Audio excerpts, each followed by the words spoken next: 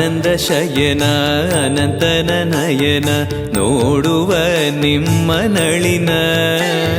ವೀಣೆಯ ನುಡಿಸಿ ನಾದವ ಬೆರೆಸಿ ನಂದನ ಕರೆವ ಬದನ ಆನಂದ ಶಯನ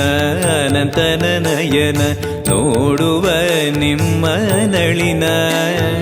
ವೀಣೆಯ ನುಡಿಸಿ ನಾದವ ಬೆರೆಸಿ ನಂದನ ಕರೆವ ವದನ